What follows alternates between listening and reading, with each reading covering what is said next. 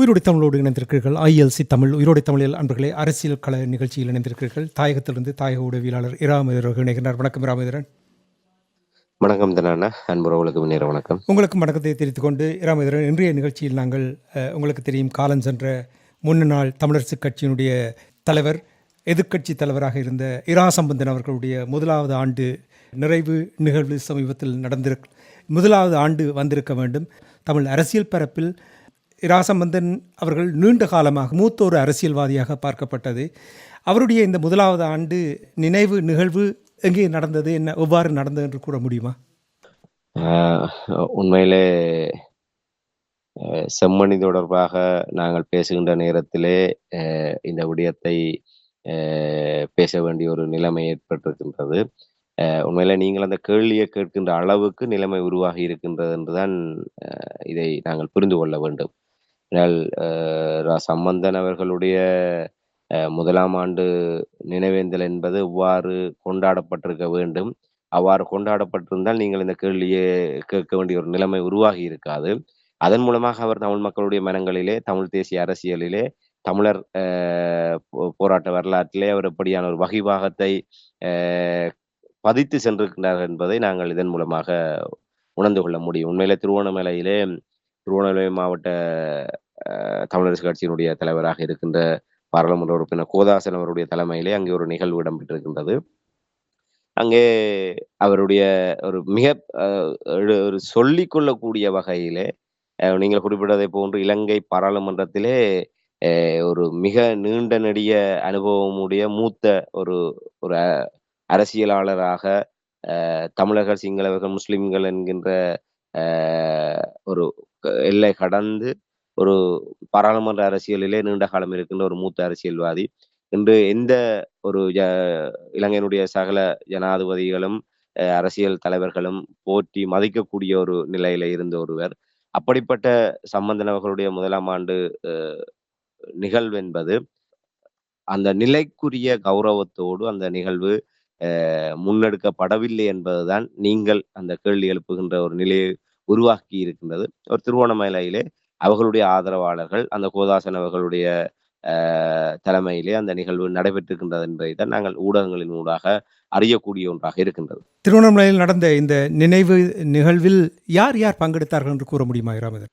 உண்மையில் அந்த ஊடக செய்தியின் அடிப்படையிலே அந்த திருவோணமலை மாவட்டத்தைச் சேர்ந்த பாராளுமன்ற உறுப்பினர் கோதாசன் மற்றும் அந்த திருவோணமலை மாவட்டத்தைச் சேர்ந்தவர்களுடைய ஏற்பாட்டில் பங்கு பெற்றதில் தான் அது நடைபெற்றிருப்பதாக அறியக்கூடியதாக இருக்கின்றது. நான் அறிந்தவரை தமிழரசு கட்சியைச் சேர்ந்த வேறு எந்த ஒரு மாவட்டத்தைச் சேர்ந்தவரோ இல்லை ஒரு தமிழரசு கட்சியினுடைய முக்கிய பொறுப்புகளில் இருப்பவர்களோ, இப்ப தமிழரசு கட்சியினுடைய பதில் செயலாளராக சுமந்திரன் அவர்கள் இருக்கின்றார், தமிழரசு கட்சியினுடைய பதில் தலைவராக CVK சிவஞானம் அவர்கள் இருக்கின்றார்.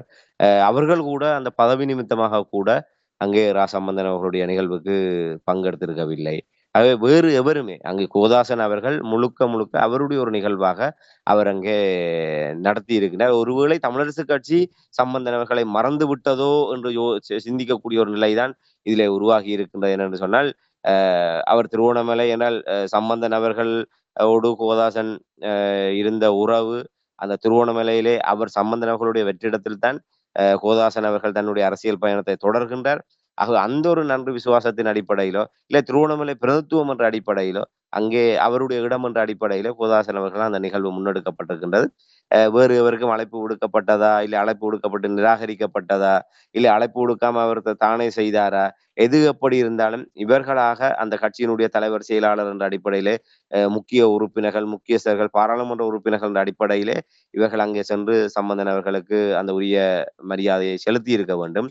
அப்படி எதுவும் நடந்ததாக நாங்கள் அறியவில்லை. திருவோணமலையில் நடந்த விடயத்தை கூறும் பொழுது உடனடியாக எனக்கு கேள்வி எழும்புகிற என்னவென்றால், தமிழ் அரசியல் பரப்பில் மூத்த அரசியல்வாதியாக இருந்தவர், அவர் எதிர்க்கட்சி தலைவராக இருந்தவர். அப்படி என்று சொன்னால் நிச்சயமாக தமிழர் தாயகத்தில் வேறு வேறு மாவட்டங்களில் வேறு இடங்களில் நிச்சயமாக இந்த நினைவேந்தல் நடந்திருக்க வேண்டும். எங்கெங்கே நடந்திருக்கின்றது? இப்ப இந்த விடயங்கள் உண்மையில ஊடகங்களை கடந்து பரபரப்பாக முதன்மைப்படுத்தப்பட்டிருக்க வேண்டிய ஒரு விடயம். ஆனால் இந்த திருவண்ணாமலையிலே நடைபெற்ற விடயம் கூட ஒரு ஊடக செய்தி ஊடாக சாதாரணமாக கடந்து செல்கின்ற ஒரு செய்தியாகத்தான் அது அறியக்கூடியதாக இருந்தது.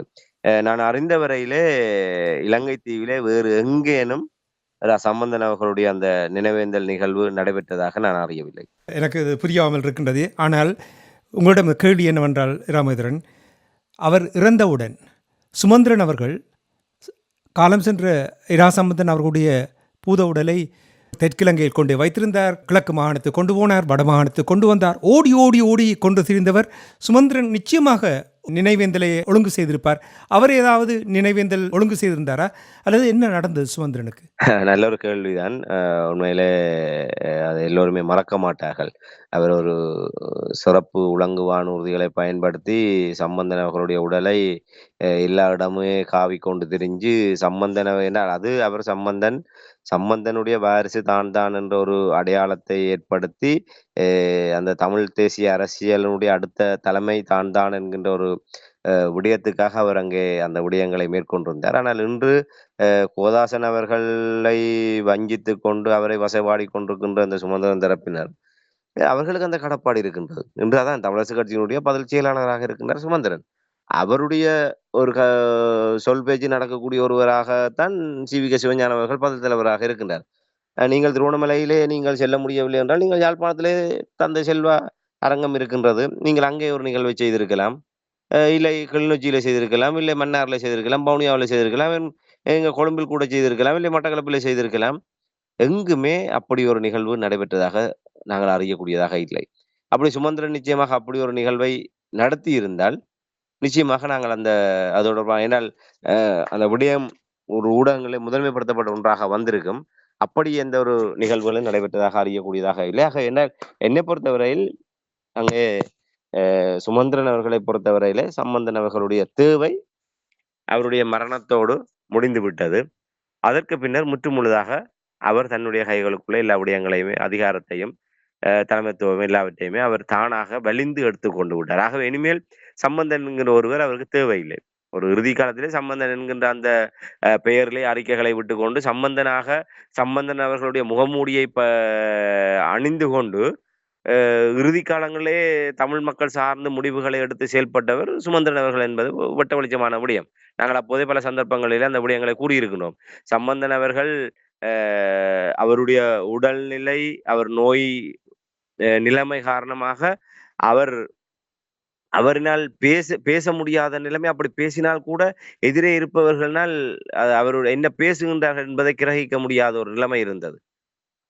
சொல்லுவார்கள், அவர் பேசுகின்ற போது வெறும் காத்துத்தான் வருகின்ற ஒரு நிலைமை இருந்தது என்று. அவருடைய அவ்வாறான ஒரு மோசமான உடல் பாதிப்புக்குள்ள முதுமை காரணமாக அவ்வாறான நிலைமையில இருந்தார்.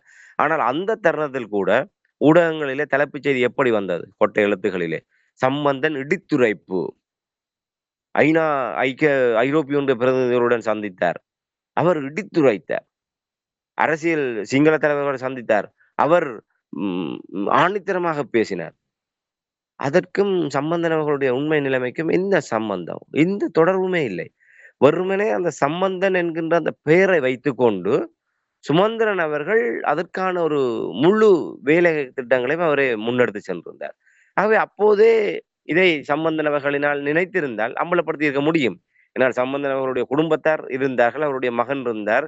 அவர்களை கொண்டு உண்மைகளை வெளிப்படுத்தி இருக்க முடியும். தன்னுடைய அனுமதி இல்லாமல், தன்னுடைய விருப்பம் இல்லாமல் இந்த விடயங்கள் எல்லாம் நடைபெறுகின்ற தன்னுடைய பெயரை பயன்படுத்துகின்றார்கள் என்ற ஒரு விடயத்தை அவர்கள் அங்கே கொண்டு வந்திருக்க முடியும். ஆனால் அப்போதே அவர் அதை கையாளாகாதவராக பார்க்கின்ற ஒரு நிலைமைதான் இருந்தது. ஆகவே சுமந்திரன் அவர்களை பொறுத்தவரையில் சம்பந்தன் என்பவர் அவர் எப்போதோ காலாவதியாகிவிட்டார். ஆகவே இனிமேல் அவருடைய நினைவுகளை சுமந்து ஒரு அனுதாபத்தை தமிழரசு கட்சியிலே, ஏன்னா அவருடைய நோக்கம் அதுவல்லவே, அனைத்துமே சிதைத்து நாசமாக்கி தமிழர்களை நடுத்தருவிலே கொண்டு வந்து நிறுத்த வேண்டும் என்பதுதான் அவருடைய பிரதான இலக்கு. அப்படி இருக்கின்ற போது சம்பந்தர்களை மீள நினைவூட்டி தமிழரசு கட்சியை வளர்ப்பதற்கு என்பது அவருடைய அந்த நிகழ்ச்சி நிரலுக்கு விரோதமான ஒரு செயல்பாடு. ஆகவே அவரிடம் நாங்கள் இதை எதிர்பார்க்க முடியாது. ஒருவேளை அதையும் கடந்து இனிவரும் நாட்களில் அவர் அப்படி ஒரு நிகழ்வை ஏற்பாடு செய்வாராக இருந்தால் அந்த தமிழரசு கட்சிக்குள் இந்த தமிழ் தேசிய அரசியலிலே தனக்கு இருக்கின்ற அந்த அதிருப்திகளை சமன் செய்வதற்காக ஒருவேளை அப்படியான ஒரு நாடகத்தை அவர் அரங்கேற்றக்கூடும். ஆகவே நாங்கள் உள்ளார்ந்தமாக அவரிடமிருந்து அப்படியான ஒரு விடயத்தை எதிர்பார்ப்பது என்பது அது எங்களுடைய தவறாகத்தான் நான் பார்க்கிறேன். இந்த பெரிய தமிழரசு கட்சி தமிழர் தாயகத்தில் பெரிய கட்சியாக இருக்கின்ற அதிக நாடாளுமன்ற உறுப்பினர் கொண்ட இந்த தமிழரசு கட்சி அந்த கட்சியினுடைய தலைவராக இருந்தவரும் இலங்கை தீவின் எதிர்க்கட்சி தலைவராக இருந்த சம்பந்தன் அவர்களுக்கு இவ்வாறான நிலைமை வந்ததுக்கு என்ன காரணம்? இப்படி நடந்ததுக்கு என்ன காரணம்? நீங்கள் கூறுவதைப் போன்று அவரே பிதாவாக இருக்கட்டும், இல்ல இந்த நாட்டினுடைய அரசனாக இருக்கட்டும், எப்படியாக இருந்துட்டு போகட்டும். மக்களுக்கு விரோதமாக மக்களுடைய மனங்களை வெறுத்து மனங்களிலிருந்து தூக்கி எறியப்படுகின்ற ஒரு நிலைமை வந்தால், இதுதான் கதி என்பதை எல்லோருமே புரிந்து கொள்ள வேண்டும். அந்த பதவிகளிலே நீங்கள் இருக்கின்ற வரை தான் உங்களுக்கான அந்த முக்கியத்துவம், மதிப்பு கூட நாங்கள் சொல்ல முடியாது. அந்த முக்கியத்துவம். அந்த பதவி இல்லை என்று சொன்னால் சொல்வார்கள். அந்த உடம்பில் இருந்து உயிர் பிரிந்து விட்டால் அது பிணம். ஒரு சில மணி நேரங்கள் கூட தாக்கு பிடிக்காது. அது உடனடியாகவே அது எப்படியான ஒரு நிலைமைக்கு செல்லும் என்று எல்லோருக்குமே தெரியும். அதே போன்ற ஒரு நிலைமை தான் இந்த நிலைமை. சொல்வார்கள். அ இறந்தும் வாழ்பவர்கள் தான் உண்மையான மனிதர்கள். வாழும்போதே செத்துப் போனவர் தான் சம்பந்தன் அவர்கள். மரணமே தீண்டத்தகாத ஒரு நபராக உண்மையிலே தமிழர்களுடைய பரப்பிலே ஒரு 2 பேரை அவ்வாறு அடையாளப்படுத்த ஒன்று முத்துவேல் கருணாநிதி, தமிழ்நாட்டுடைய முன்னாள் முதலமைச்சராக இருந்த முத்துவேல் கருணாநிதி, அடுத்தது சம்பந்தன். 2 பேருமே தமிழர்களுக்கு செய்த அந்த துரோகம், தமிழர்களுக்கு விரோதமாக செயல்பட்ட நிலைமை, அந்த மரணமே அவர்களை தீண்ட தகுதியற்றவர்களாக கருதி, அவ்வாறான ஒரு ஜீவ மரண படுக்கையிலே அவர்களை நீண்ட காலம் ஒரு அலக்களிக்கின்ற நிலைமை உருவானது. அது தமிழர்களுடைய அந்த செய்த அந்த தங்களுடைய சொந்த இனத்துக்கு செய்த அந்த வினைப்பயன் தான் அவ்வாறு அவர்கள் அ அவஸ்தைப்பட வேண்டிய ஒரு நிலைமை வந்தது. அப்போது கூட தமிழ் மக்களுக்கு ஒரு பரிதாபம் ஏற்படவில்லை. ஆகவே வாழும்போது எப்போது இவர்கள் செத்துத் தொலைவார்கள் என்று நினைக்கின்ற அளவுக்குத்தான் இவர்கள் தமிழ் மக்களுடைய மனங்களிலே இருந்தார்கள். ஆகவே தமிழ் மக்கள் வாழும்போதே இவர்களை நிராகரித்து விட்டார்கள். அப்படி இருக்கின்ற போது இறந்ததுக்கு பிற்பாடு இவர்களை நினைவில் போற்றுகின்ற அளவுக்கு என்ன அவசியம் இருக்கின்றது? இன்று ஈழத்திலே பல்வேறு மூலை முடுக்குகளில் எல்லாம் பொன்மலை செம்மல் எம்ஜிஆருக்கு சிலைகள் வைத்து வருடா வருடம் அவருடைய பிறந்த நாளையும், அவருடைய நினைவு தினத்தையும் 2 தடவை ஒவ்வொரு வருடம் ராமச்சந்திரன் அவர்களை ஈழத்தமிழர்கள் இன்றும் நன்றியோடு நினைவுகூருகின்றார் என்றால், அவர் தமிழ்நாட்டிலே அவர் ஒரு இலங்கையைச் சேர்ந்தவர். அதாவது மலைய வம்சாவளியைச் சேர்ந்த ஒரு இலங்கையிலே பிறந்த ஒருவர். ஆனால் அவர் தமிழ்நாட்டிலே சென்று தமிழ்நாட்டிலே முதலமைச்சராக இருந்தார். அதற்காக அவர்கள் கொண்டாடவில்லை. அவர் ஒரு திரை பிரபலம் என்பதற்காக கொண்டாடவில்லை. அவர் மக்களுக்கு தான தர்மங்களை வழங்கினார் என்பதற்காக கொண்டாடவில்லை. அவர் பதவியிலே இருந்து கொண்டு ஈழத்தமிழர்களுடைய விடுதலை போராட்டத்துக்காக ஆத்மார்த்தமாக அவர் எவ்வாறு செயல்பட்டார். அந்த ஒரு விடயம் ஒன்றுக்காக இன்று நான் நினைக்கின்றேன் 100 ஆண்டு கடந்து விட்டது ராமச்சந்திரன் அவர்கள் பிறந்து. இன்று அவர் இறந்து பல தசாப்தங்கள் கடந்து விட்டது. ஆனால் இன்றும் ஈழத்தமிழர்கள் அந்த நன்றி விசுவாசத்தோடு தங்களுடைய அந்த இதய தெய்வமான ராமச்சந்திரனை தங்களுடைய இதயத்திலே வைத்துக்கொண்டு அவர்கள் அவர்கள் இன்றும் பூசித்துக் கொண்டிருக்கின்றார்கள் என்று சொன்னால், அதுதான் இறந்த பின்னரும் வாழ்பவன் தான் உண்மையான மனிதன். உண்மையான மக்கள் நேசிக்கின்ற ஒரு தலைவர். அப்படி பலர் இருக்கின்றார்கள். பலரை நாங்கள் குறிப்பிட முடியும். ஆனால் நீங்கள் குறிப்பிடுவதைப் போன்று தமிழ் மக்களுக்கான அரசியல் தலைவராக, தமிழ் மக்களுக்கான தளத்திலே ஒரு அரசியல் செய்தவர் இன்று இறந்து 1 வருடம் கூட ஆகவில்லை. அதற்குள்ளாக 1 வருட நினைவேந்தலின் போதே ஒரு அனாதரவாக கைவிடப்படுகின்ற அவருடைய கட்சியினராலேயே, அவரை பயன்படுத்தியவர்களினாலே அவர் முற்றுமுழுதாக கைவிடப்படுகின்ற அளவுக்கு அவருடைய நிலைமை இருக்கின்றது என்று சொன்னால், இப்போது இருக்கின்ற அரசியல்வாதிகள் இதை ஒரு பாடமாக எடுத்துக்கொள்ள வேண்டும். சம்பந்தன் அவர்களையே கண்டுகொள்ளாத தமிழினம், உங்களை எல்லாம் எங்கே வைத்திருக்கும் 1 வருடத்தை கூட நாங்கள் சிந்திக்க வேண்டிய அவசியம் இல்லை. நீங்கள் உங்களுடைய உடலை விட்டு உயிர்க்கூடு கடந்து விட்டு அடுத்த நொடி பொழுதே உங்களை தமிழ் மக்கள் தூக்கி எறிந்து விடுவார்கள் என்பதை இப்போது இருப்பவர்கள் ஒவ்வொருவரும் புரிந்து கொள்ளணும். ஆகவே வாழுகின்ற போது உங்களுடைய எஞ்சியிருக்கின்ற இந்த காலத்திலாவது தமிழ் மக்களுக்கு உண்மையாக, விசுவாசமாக, தமிழ் மக்களுடைய அந்த விடுதலை அரசியலுக்கு நேர்மையாக செயல்படுங்கள். அப்போதாவது உங்களுக்கு சிறிய ஒரு அங்கீகாரம், சில மதிப்பு இருந்தால் வாய்ப்பு இருக்கின்றது என்பதை தான் இந்த இடத்துல நாங்கள் கூறிக்கொள்ள முடியும். நீங்கள் கூறுவது போல் அந்த தடம் பதித்தவர்கள் என்றால் மக்களோடு வாழ்ந்து கொண்டிருப்பார்கள். அவருடைய பூத உடல் தகனம் செய்யும் பொழுதே மக்கள் திரும்பி பார்க்காத ஒரு நிலைமையை அப்பொழுது நான் அவதானித்தேன். இராசம்பந்தன் தொடர்பாக கூறும் பொழுது எனக்கு ஒன்று தான் எப்பொழுதுமே ஞாபகம் வரும். 2017ஆம் ஆண்டை ஒருவருமே நீங்கள் தமிழ் மக்களுடைய பிரச்சனையில் தலையிடாதீர்கள், நான் தனி மனிதனாக தமிழ் மக்களுக்கு அரசியல் தீர்வை பெற்றுத் தருவேன் என்று அனைவரும் நீங்கள் உங்களுடைய வாயை பொத்திக் கொண்டிருங்கள் என்று சொன்னார். அதுதான் எப்பொழுதுமே எனக்கு இரா சம்பந்தனுடன் அதுதான் எனக்கு எப்பொழுதும் வரும். அவருடைய அந்த சொல்லை கேட்டு ஏனைய தமிழரசு கட்சி உறுப்பினர்கள் எப்படியெல்லாம் இவர்கள் தமிழ் மக்களுக்கு ஒரு நாடகத்தை அரங்கேற்றுகிறார்கள் என்று பார்க்கும் பொழுது இது எவ்வளவு காலம் தொடரப்போகின்றோ எனக்கு தெரியவில்லை. இருந்தாலும் இந்த முதலாவது ஆண்டு நிகழ்வு, காலம் சென்ற இரா சம்பந்தன் அவர்களுடைய முதலாவது ஆண்டு நிகழ்வு தொடர்பாக உயிரோடை தமிழ் உறவுகளுக்கு எடுத்து வந்தமைக்காக அன்பர்கள் சார்பாக நன்றி குறிக்கொண்டு மீண்டும் இன்னும் ஒரு நிகழ்ச்சியில் இணைந்திருப்போம். அதுவரைக்கும் நன்றி, வணக்கம். இராமேந்திரன். நிச்சயமாக நன்றி, வணக்கம். எமது பார்வையாளர்களுக்கு வணக்கம்.